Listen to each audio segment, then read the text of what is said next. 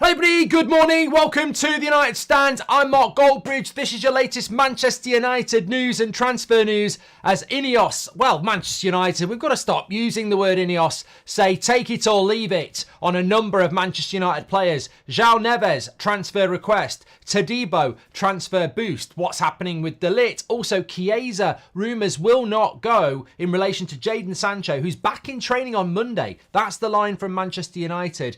Jadon Sancho will be back in training on Monday. In what way, shape or form? We'll have to wait and see because I don't understand how that works. Also, Bruno Fernandes and Dalot out of Europe. What does that mean for Manchester United? I mean, look, I wanted Bruno to do well with Portugal, I will be honest, but they were so crap. You think about the damage Martinez is actually doing to Bruno and Dalot. I'm glad they're out. I wanted Portugal to do well. I love Ronaldo, I love Bruno, and Dalot's been a fantastic player for us. But actually, you got to put Man United first. It's good he's out. I mean, look, I've got an England top on, Mainu, I hope, and Shaw, but to be honest, they're being coached by Southgate. There's actually a positive to them being out. And if you're going to be on the tour, I think there's a good... it'd be touch and go with Bruno, whether he'll be actually going or not. It's whether he get 3 weeks off or 2 weeks off. But definitely going to be back rested with plenty of time ahead of the new season, which can only be a good thing for Bruno.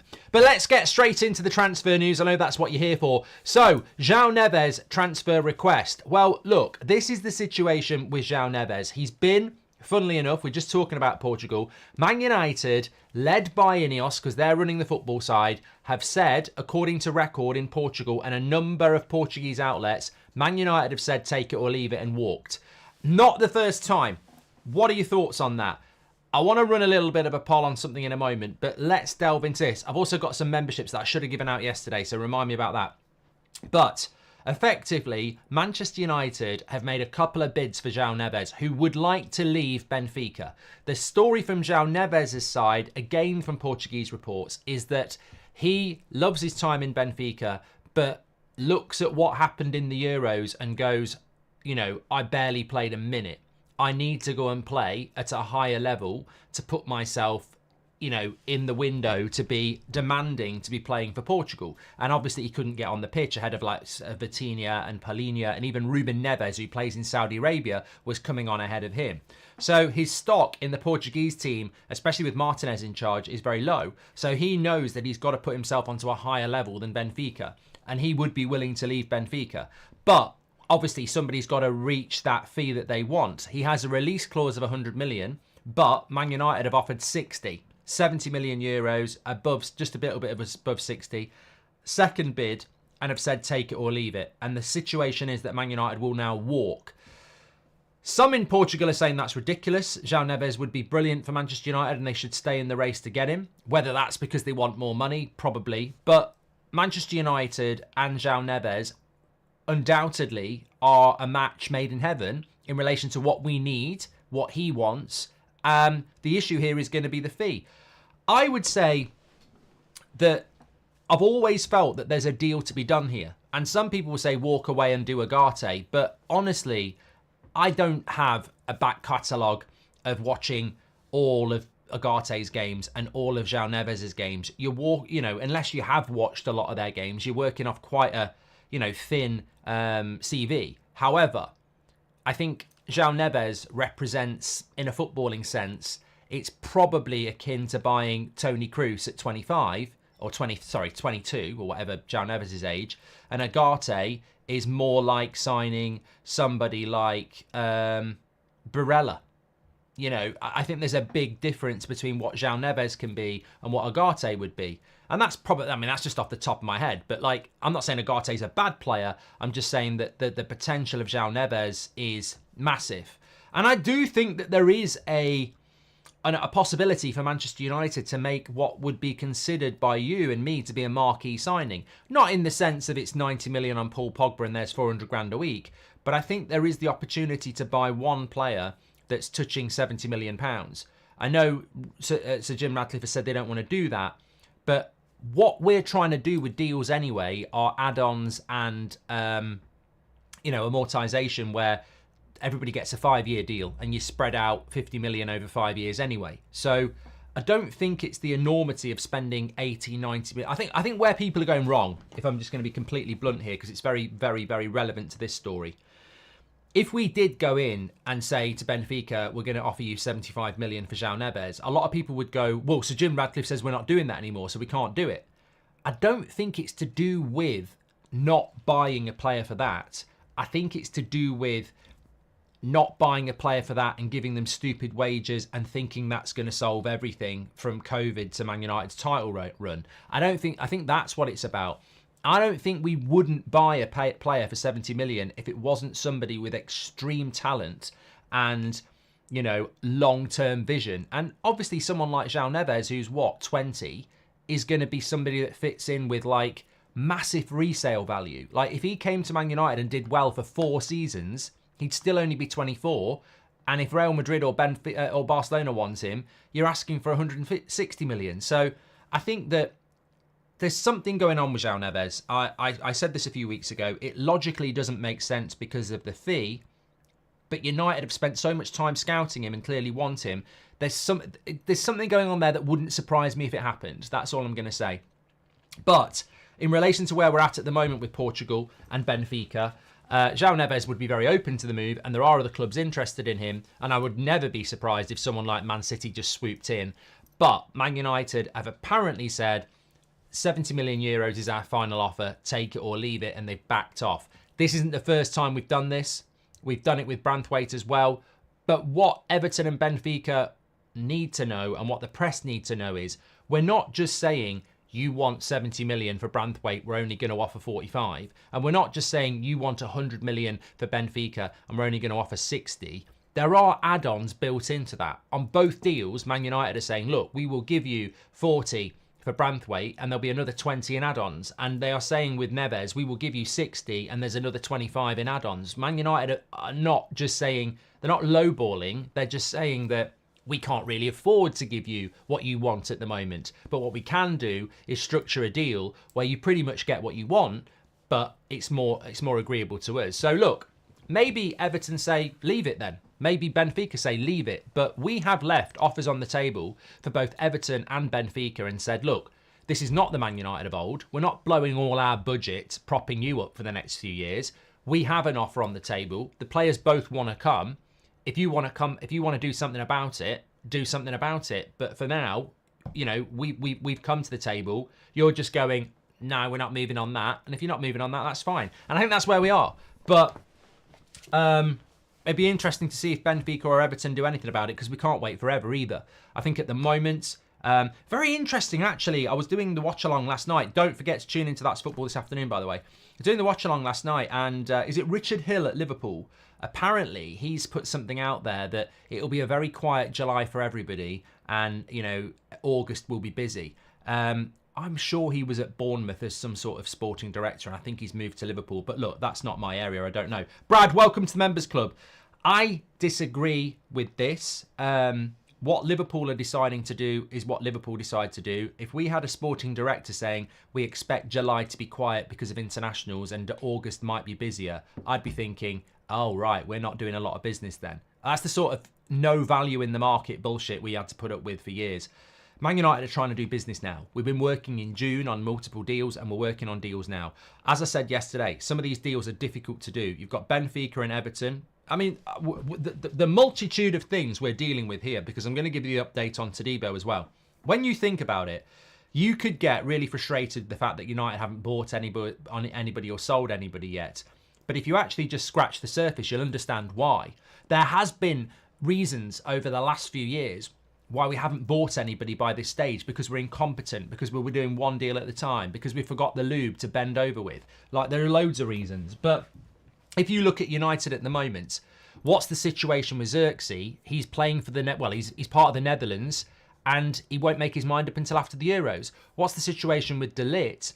Bayern Munich are negotiating slowly on a fee. What's the situation with Agate? PSG are negotiating slowly on a fee. What's the situation with Branthwaite? Everton want too much money. What's the situation with Benfica and João Neves? Benfica want too much money. What's the situation with selling Greenwood? Lazio and Marseille are offering below what we want. So What's the situation with Sancho?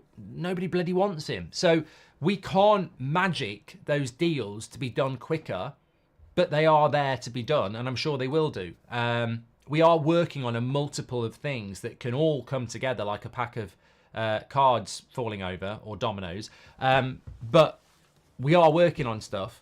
So I disagree that July will be slow in the transfer market because of internationals. I think that, well, look, West Ham have just gone and spent £40 million on Kilman from Wolves. I mean, where are they pulling that out? West Ham. I don't know where some of these clubs get the money from. I really don't. Like, West Ham have just spent £40 million on Kilman and they've got a load more money to spend. West Ham must be a really well-run club because every year they seem to pull out £120 million. No worries. But so people are doing business. Calafiori is expected to sign for Arsenal very, very soon. Get your comments in. Rahul said, we should always do conditional clauses for young players. Potential doesn't mean realisation. Have easy and hard performance-based clauses. Rahul, you're speaking my language, and not just because you're typing in English. Absolutely. I respect the fact that Benfica have got a £100 million release clause, but it doesn't mean we have to give you £100 million. I respect the fact that Everton wants £70 million for Branthwaite, but it doesn't mean we have to give you £70 million. These lads are young. They're both very, very young. What if they pick up a bad injury in the next 6 months? What if they drop off? I mean, bloody hell, look at Marcus Rashford. At 21, it looked like you've got one of the world's best players for the next decade. You end up by 26 with a player that's had 2 terrible seasons in 3, and, you're struggling to see if he'll ever be a world-class player again. So, absolutely, evidentially, factually, like, some people don't want to do these conversations, but they're true. Well, we had Martial, Greenwood and Rashford, and at 20 years of age, you'd have said all 3 of them are going to be amazing. And all 3 of them aren't for Manchester United. Martial riddled with injury. Greenwood, we know what happened there. And Rashford, as I said, he's had 2 bad seasons in 3. So when Benfica want 100 million for João Neves, and when Everton want 70 million for Branthwaite, hold on a minute. We like these players. They're very, very good. But football is riddled with young players that don't achieve their potential for numerous reasons. So how's about here's 60 million euros and we'll build in add-ons that if they go to the level you think they're going to go, you will get the money you want anyway, but we're not going to give it you up front. I, of course, am going to be biased towards Manchester United, but it's also a logical way of working, and we have to work like this because we're in debt, because we've made loads of mistakes. And look, from Benfica's point, do they need £100 million now for João Neves? Could they just take 60 and know that there's more coming? And what can they do with that 60? They go to wherever they're going to buy players from, and they do the same. The transfer market, the problem with it is, it's out of control. So if everybody starts operating in the same way, we will be able to change the way football is, and a lot less clubs will be in debt if they've got, a spread of the money. But look, I mean, I'm not here to solve that. Oliver says, we want to do good business, not quick business. I agree, Oliver. Should we send Anthony out on loan to save on wages, says Gareth. You're presuming that somebody wants to pay Anthony's wages, mate. So we'll see. But look, interesting about João Neves. What I will say is, could we get João Neves and Agate? Probably quite unlikely. Will it be Agate or João Neves? Most likely. I mean, look, I'll run a poll on that because Agate is getting a lot of, whether it's hipster recency bias or not, there is a lot of United fans who really like the idea of Agate at the moment. I would go Neves every day of the week, even though he's young. Either or, Neves or Agate. I think it will be an either or. I'd be very happy with either of those players, by the way. The price of Agate makes me... I was going to give an update on Agate and I forgot what it... Well, I know what it was, actually. I can't remember how I was going to frame it. What's happening with Agate and PSG is that we're sort of negotiating, but I feel like we might be looking at something else as well. I don't feel that we're pushing forward with Agate as much as we're pushing forward with Xerxes and De Ligt. So I think with Agate, PSG's desire for a fee is probably way beyond what we want to pay. I think they paid about £50 million for him a year ago, and they want close to that now. Man United only want to pay about 35. Again, it's such an obvious deal to do. 35 and maybe a little bit of add-ons on. But I guess we'll wait and see. Harj says, stop influencing the poll. Harj, why don't you piss off and have some breakfast? This is the United Stand, and it's been the United Stand for 10 years. I'm not a presenter who just sits there like Lineker and doesn't say anything. I'm here to give opinion on stuff, and I'm not waiting for a poll. You can vote for your own. You can vote for what you want. And the United Stand community ain't sheep. They're not going to vote. Look, when Marcus Rashford had been out in Belfast, I said, I don't believe it. Load of nonsense. It had been the night before. You should have been on the live stream then. I don't influence anybody. I got absolutely buried that night. So you're talking out your arse. Go and have a croissant. And if you're gluten intolerant, I didn't know. Right, is there not any way we can get both, says Jack R, make sales? I don't know about that, mate. We've obviously got to get players in. Right, that's where we are with João Neves. Let me give you an update now on Todibo. Is there a bit of transfer hope for Todibo? Yes and no. Yesterday, it came out from UEFA that Manchester United and Nice can play in the Europa League and that Man City and Girona can play in the Champions League. Obviously, there's a level of dual ownership there, but UEFA have confirmed there is no issue with that. However, in the same document that was released, it does say you cannot buy players from the same clubs unless there was a prior transfer agreement in place. And what that would be is Man United last summer bought Todibo, loaned him back to Nice, and with a commitment to him to come to Man United this summer. We don't have a prior transfer agreement in place with Nice for Todibo. What we do have is a genuine interest in him for over 18 months. What we do know is that he was a transfer target last summer. We just didn't have any money left to buy a centre-back, so we got Johnny Evans on loan.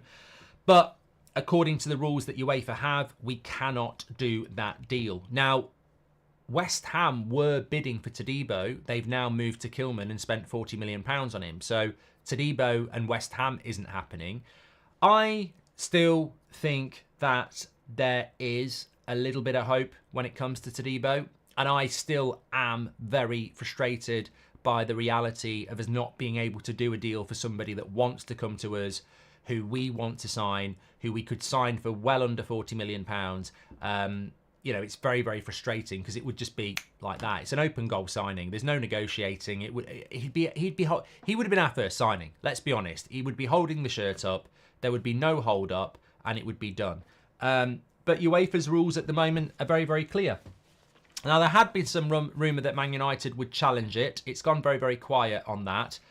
I wouldn't rule the deal out completely at the moment. I would say there's a less than 20% chance it will happen, but I still hold some hope because the West Ham deal has fallen through, and you wonder why the West Ham deal has fallen through.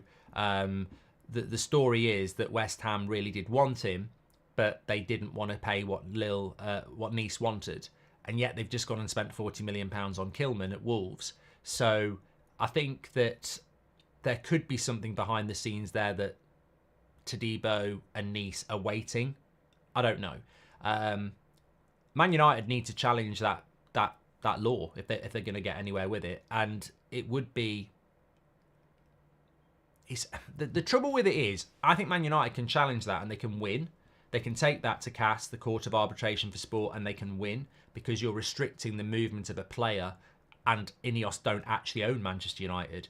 So, you know, I think you would win. I think if you took that to an independent sporting court, they would look at the situation and go, well, hold on a minute. Ineos only got hold of Man United for 25% in February. Man United have been looking for a centre-back for 18 months. Todibo was one of those centre-backs. It clearly predates this deal, which isn't full ownership from Ineos. There is no unrealistic transfer fee going on. There is actually, the whole law is flawed. I mean, Man United are going to pay Nice £35 million for Todibo, which is a fair price. There's nothing backhanded going on. It's the Europa League. I don't understand why you have this rule, UEFA. Sorry, we're going to overrule you. And I think that's what would happen. I can't see any ground for UEFA winning this in an independent court, unless someone in the chat does. I mean, what UEFA going to do? Well, it's our rule. Yeah, but we're here as a court of arbitration for sport. looking at freedom of movement and fairness, what advantage are Man United getting from signing Todibo from Nice for £35 million?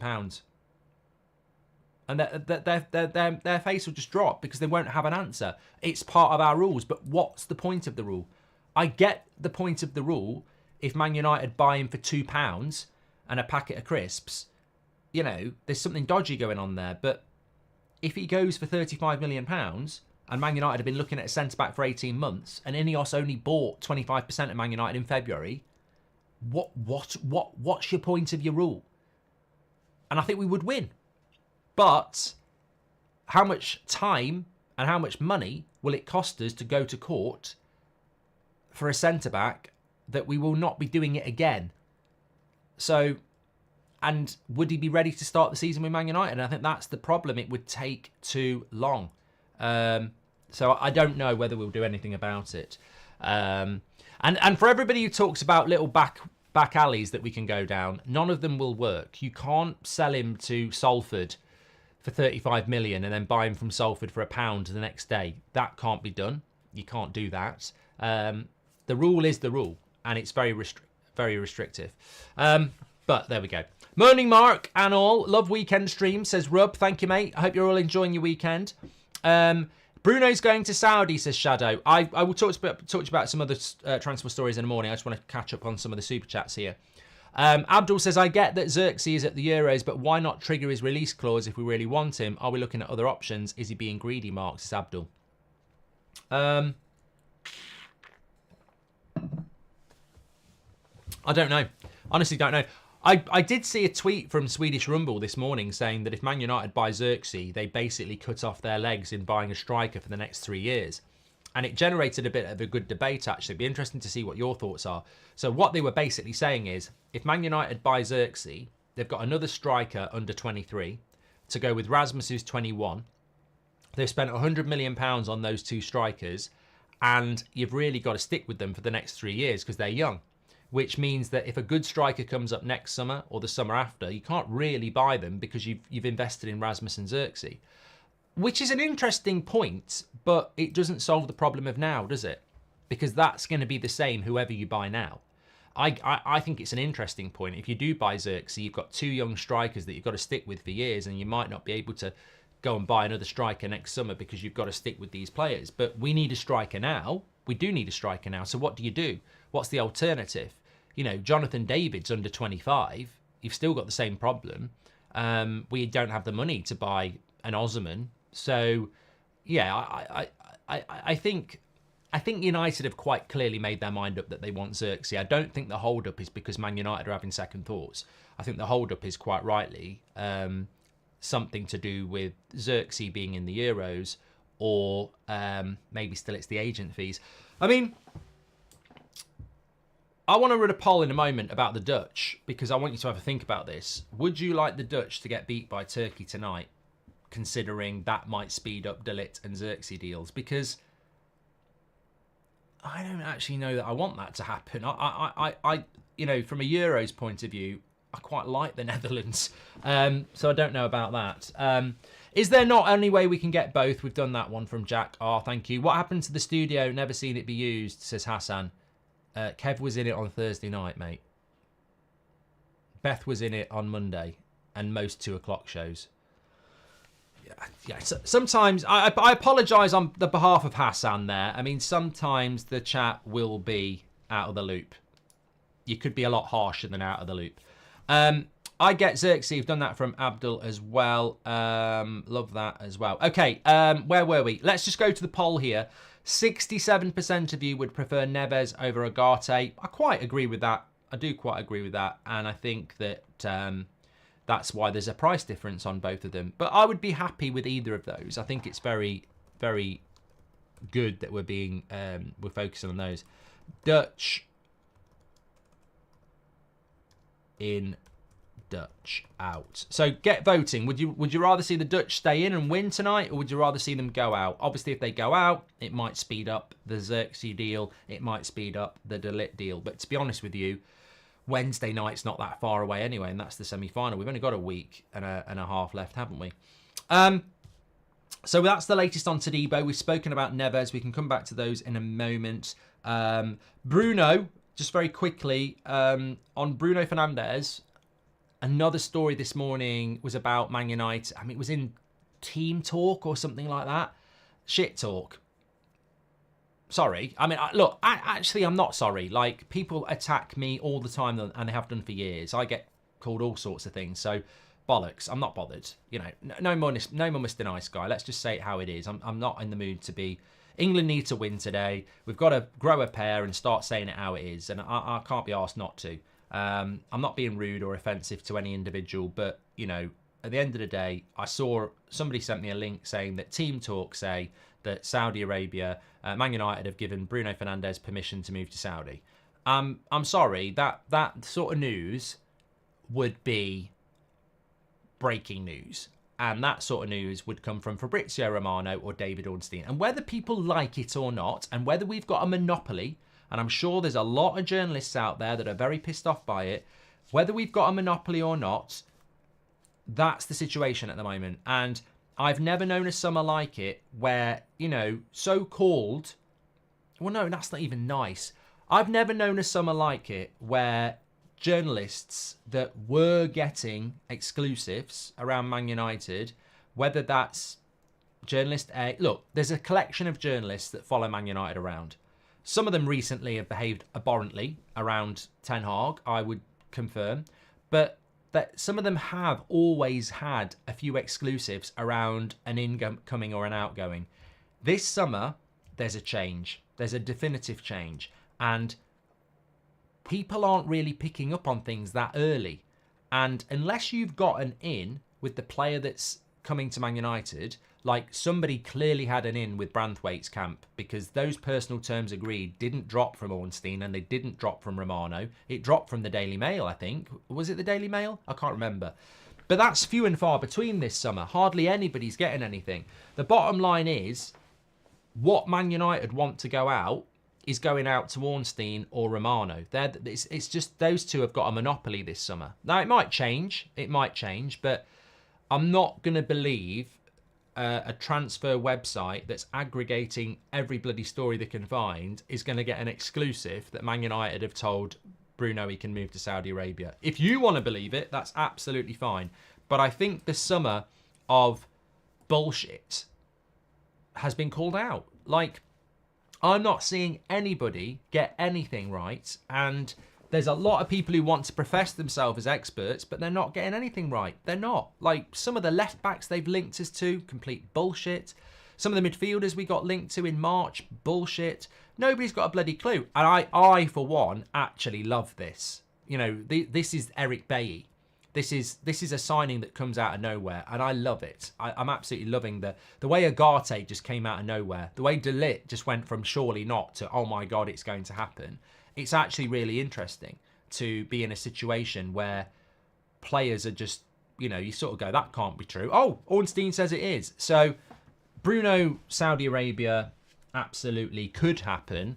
But Man United saying he can go, absolute bullshit. It's just, when did that happen then? Oh, Bruno, I know you've just been knocked out the Euros, but you can fuck off to Saudi. Bye. Absolutely not.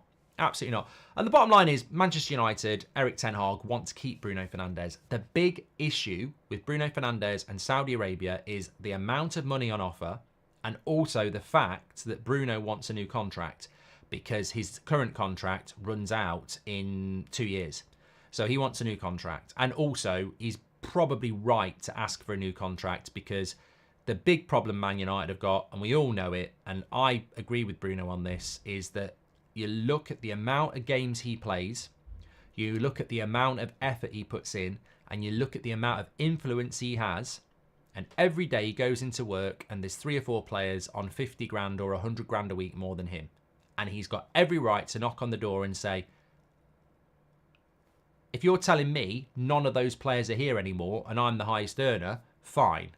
But if you're telling me you can't give me any more money, but I've got to come to work and watch him, and him earn 50, 100 grand a week more than me, it's a fucking joke. And he's right to say that, because week in, week out he's there. Week in, week out he's the captain. And week in, week out he's influential. And it's not right that he goes to work and goes, Well, he's on 100 grand a week more than me. And Ineos can't just say, well, you know, we're doing our best. What the Ineos need to do is fuck those players off and say to Bruno, look, we're changing the wage structure. Your 240 grand a week is going to be the top wage within the football club. And I think that's a problem that Man United need to solve. The only way they're going to solve that is by selling Sancho, Casemiro and Rashford. Can they do that? Because they're not going to give Bruno 350 grand a week. So that could be something to keep an eye on, because that's the only reason that Bruno and his agents will be knocking on the door. I agree with him knocking on the door about that. I think it's a joke that the player that represents and gives Man United his most every week isn't the top earner at the football club. But that's not necessarily an Ineos problem. That's an inherited problem by the prats that have run this club into the ground for years. Hi, Mark. My mental health has been suffering the past few years, but tuning into your live streams every day has really helped, says Marcus. Thank you for all you do. Well, I think the great thing about this community, Marcus, is it's real. You can see it's real every day, and it's a time every morning at 10 o'clock, every evening at 8, where you know that you're interacting with people, real people, all around the world about something that you love. And that's great, Marcus. And, you know, I certainly have had those days where sometimes I just click live and I feel exactly the same. Even though I'm sat in a room on my own, I can tell you this. I've never felt alone doing this, so I'm glad that it's a positive for you. Weghorst in on loan to mentor Højlund and Xerxes. Gareth, Weghorst in on loan to mentor Højlund and Xerxes would be like getting the cast of YouPorn in to mentor a virgin who wants to stay a virgin. Gareth, yeah, not a good thing. Any update on when Ruud van Nistelrooy is coming in? He will help the youngsters' developments is solid. Well, there is an update on that, and whether you like it or not, the update is that Ruud van Nistelrooy and Rennie Heck has actually spoken about coming to Manchester United and how he couldn't refuse the opportunity. Neither of them are actually official at the moment. The reason they've not been announced, Simon Stone updated us on this yesterday, is because they're waiting on work permits. So Ruud and Rennie will be coming in. It's just going to be a case of when. Okay, let me talk to you about Chiesa and Sancho. So I'm going to call... I've left this a little bit later in the show because I'm going to call bullshit. Please do smash a like on the video, by the way. Bottom right-hand corner to subscribe. Let me just tell you on subscribers, we need a bit of a kickstart here because we're trying to get up to 1.9 million before the start of the season, so that when the season starts, it's the push to 2 million, 1.92. So we're currently on 885,750. So we're only 250 away from 886. So please do subscribe, bottom right-hand corner, and get involved with the United Stand. We are live every day at 10 o'clock and live every night at 8 p.m. You've just reminded myself as well, members, you'll see the badges in the chat. You can join the members club, but every month we give some memberships away. In fact, some of you give memberships away. I mean, let's be honest here. You know, the likes of Mojo and other legends who do it, absolutely brilliant. But this is going to be worth waiting for because I'm going to give you some five memberships. There you go. Let's get them done. And I've got another 5 to give away for you tomorrow as well. We're going to go on a bit of a members spree. Muzz is a member and says members rock. Oh, I love the badges, yeah. I've even got a membership badge. Anyway, let's talk about Chiesa for a moment. Oh, I've got a competition for you to enter as well. Remind me that a little bit later. Well, we're coming towards the end of the show, but we'll do that in a moment. I'll show you how to do that. Interestingly, in the poll, would you like to see the Dutch stay in or go out? Considering if the Dutch went out tonight, we could announce Xerxes on Monday. 71% of you actually want the Dutch to win. And I agree. I want the Dutch to win as well. I know it would help us with our deals, but what's a few days? And they're not going to be in pre-season anyway. I suppose the earlier they go out, the earlier they come back for pre-season, though. Like, Bruno is going to be back a week earlier than I thought now. Because...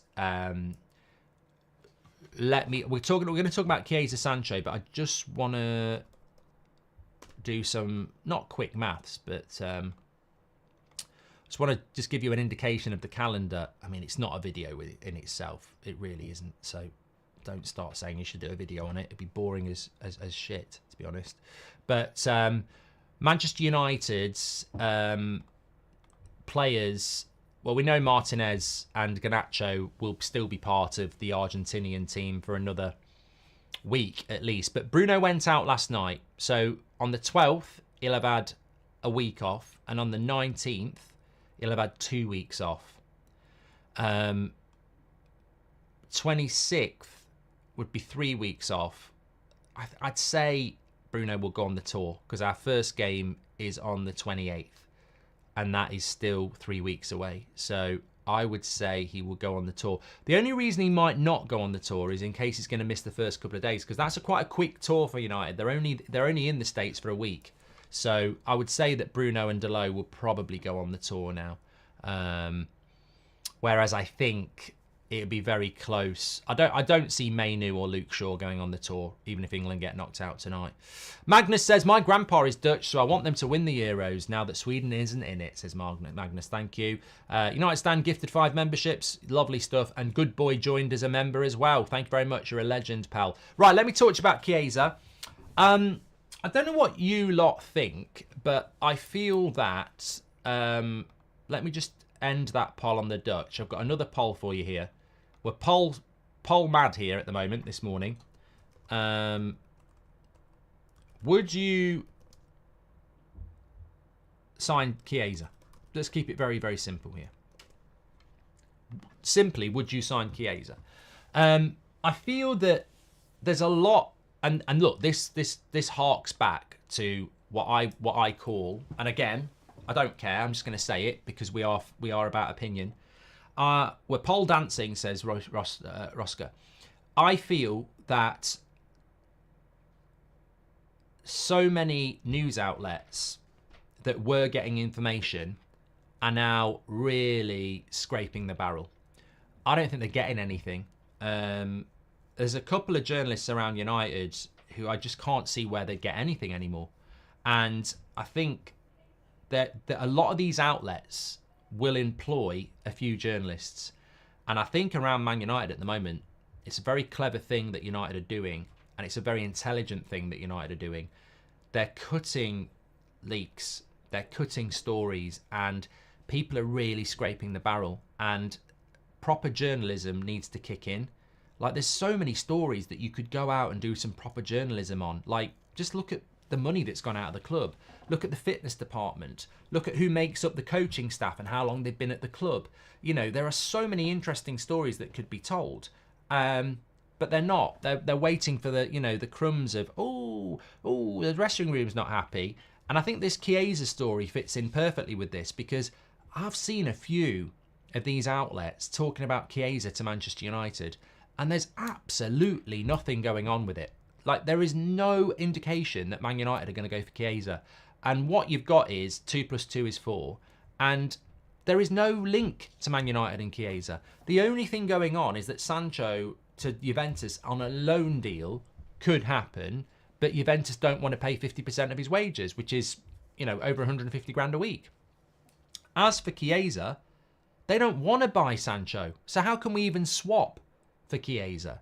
And also, Chiesa, for £20 million, just because he's Chiesa and he's 26, might not even be a good deal. Like, he's not actually played that well for the last 18 months. So I just think it's massively uneducated mainstream who are getting nothing and regurgitating crap. I mean, the amount of people I've seen on, and I'm not going to call the mainstream outlets out, but one of them's to do with something in the air, and one of them's a radio station. The amount of times I'm seeing little clips or tweets where they are saying something and passing it off as themselves, what Ornstein said 3 weeks ago, or what Romano said last week. Like, I wouldn't be surprised today if I log on and a certain mainstream outlet goes, Man United are getting really close to signing Xerxes, but he's probably going to wait till after the Euros. They still would like to buy 2 centre-backs, and look, keep an eye on Agate at PSG. It's like, it's the regurgitation of shit. And on top of that, you've got, the wrong story where they just go, oh, Chiesa. I just do not think we're in for Chiesa. I think if we were in for Chiesa, the guy who broke the story that he's available for 20 million would have attached us to it, and he didn't. Fabrizio Romano just said that Chiesa is available for 20 million. He didn't say Chiesa is available for 20 million, could be of interest to Man United because Juventus wants Sancho. So I do not think that that Chiesa is realistic for Manchester United at all. Yes. Khalid, welcome to the Members Club. Oh, no, he's gifted a membership. Absolutely lovely. Thank you very much for that. I don't care players' nationality as long as we improve, says Alan Casey. Good. Andy Weatherall's gifted a membership as well. Andy, you're a legend. Chiesa for Greenwood is not a bad deal, says Sanel. Oh, terrible. Absolutely terrible. There's only one winner there, and it's Juventus. Yeah. One says, pot, kettle, mark. Maybe they are just doing the news. Mate, you can sit there on a Saturday morning, miserable, trying to score points against this community, or you can get a brain cell. This is a fan community. It started off with me and Kev on a Sunday night talking about the match. We're not journalists. We're fans. We built a community that's bigger than most mainstream outlets. We're not here to go and get the news. That is not our job. We're here to react to the news. That's our job. If you go to university as a journalist and you spend years there with your blue tick, you're meant to be a fucking journalist, mate. Don't compare the United Stand to what mainstream outlets are doing at the moment. That you know, if they have to resort to do what we do, that's up to them. But that's not what they're meant to be. You know, their budgets, what they sell themselves to be, they're meant to be journalists. They're meant to go out and get the news. They're not meant to sit there reacting to Fabrizio and David Ornstein's news. You know, that's not what they're meant to do. We're a fan content thing. That's what we do. And, you know, okay, we do occasionally get bits of news, but I've already told you, there's a change at Man United, and I'm very comfortable with it. You know, to be honest with you, when you're getting information from people within the club and players, it's a bit difficult because you're like, you know, you've got to, I don't ever want to be in a position where it's sort of like, I can't say a player's had a bad game. Look, I had that interview with Rasmus. A month later, I gave him a 4 out of 10. You know, if the player takes offence to that, which they wouldn't, that's up to them. But, you know, we're not what we are. If we get a bit of information, it'll get fed out. Alexis Sanchez, Rasmus, you know, whatever. But the mainstream is struggling around Man United at the moment is the point. And I think that's great because I would love this football club to act seriously and not be in a situation where, you know, you've got people leaking out all the time. And if those leaks are being plugged, then those journalists need to do their job properly. I mean, 20 years ago, we had no social media. A journalist's job is to find interesting stories and actually work on them. I mean, those articles by Laurie Whitwell the last couple of weeks have been really good. You know, speaking to a lot of sources, finding a lot of information out about how we missed out on certain players, etc. That's proper journalism. Anyway, Sancho, Jadon Sancho, apparently is due back in training on Monday at Carrington. And this is bad news. I think it's really bad news because I think that it will just generate a story around United on Monday that we don't need. We need to be buying players, we need to be selling players, and we don't need to be thinking, is Jadon Sancho training with the kids?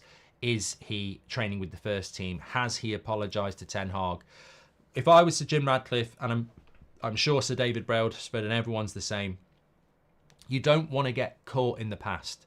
You don't want to get caught in that net of the past. It's like a fish trying to swim freely and the net's there and you swim over it and you get caught up in that net. It's just not... It's not anti-Sancho, it's not anti-Ten Hag. It's just the past.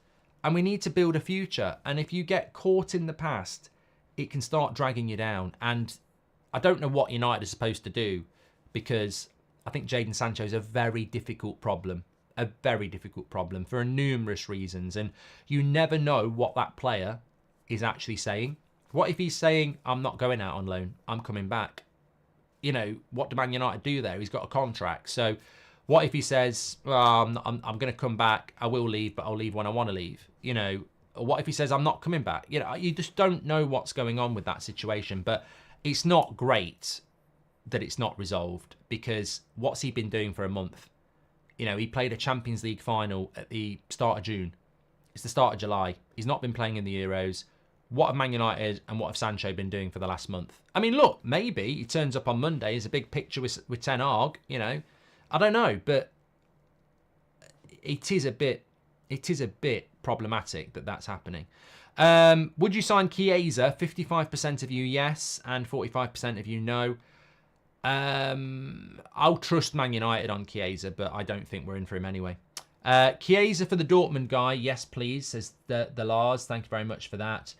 Chiesa's not the same player after his ACL injury, says Grimlock. Sujoy has gifted 5 memberships. You're a legend. Thank you very much for that. Okay. Right, let me just sort this out. We were talking about this yesterday on... make sure you smash a like on the video and subscribe, by the way. Let me pause that. Right, this should work. Links in the description or scan the QR code. My new book is coming out very soon. Goldbridge... Football According to Mark Goldbridge, get in. Loads of stories about my life in football, why I got into football, and some funny anecdotes and analogies, as you would expect. You can get this book now, pre-order it. There are a few signed ones with special messages in. They're going fast. You can get them from WH Smith. If you want to get them worldwide, go to Amazon. However, the point of this message is not for that. The point of this message is for this. If you click that link and scan the QR code, it will take you to a page like this. You can order it however you want, but I would say go to Chance to Win, go to Penguin, click that, and you can see the things that you can win. You've got a pint with Mark G at the Goldbridge Arms, personalised video, football signed, etc. In relation to the pint with Mark G at the Goldbridge Arms, I mean, if you buy a book, you may as well enter anyway. But we're going to invite, hopefully 40, but certainly 30 people to the Goldbridge Arms for an evening of drinks and football chat. It's going to be brilliant. I can't wait for it. All you need to do to enter is buy the book, fill in your details, send it off. But just put in your receipt number. But if you click that again, that's where you can order it for you. Amazon is the cheapest place to get the book at the moment. It's got a 23% discount. But you can get it on audio download as well. If you want a signed one, go WH Smith. That's that. Perfect. And then you'll get your receipt thing. You go back there. Put that into there, fill your details in, you've entered the competition. It's that straightforward. A few people asked about it on That's Football yesterday. Obviously, I love That's Football, but the United Stand is my bread and butter, and this community is, you know, it's been going longer, so, you know, it would be nice. It'd be nice to have some That's Football people at the Goldbridge Arms, but I do want to have United Stand people there as well. I'll get bored of talking about 115. I want to talk about United. Links in the chat or scan the QR code. Absolute legends. Don't forget today from just after 4 o'clock, I'm live on That's Football for England. I doubt there'll be a 7 o'clock show tonight because I've got to react to England, get some food, and then do the Dutch against Turkey. But there might be a later show stream tonight. If anything happens, we'll go live anyway. But thanks, everyone. Definitely going to be back tomorrow morning at 10, and I'm sure there'll be another video today at some point. Take care. Smash a like on the video. Subscribe. I'll speak to you all in a bit.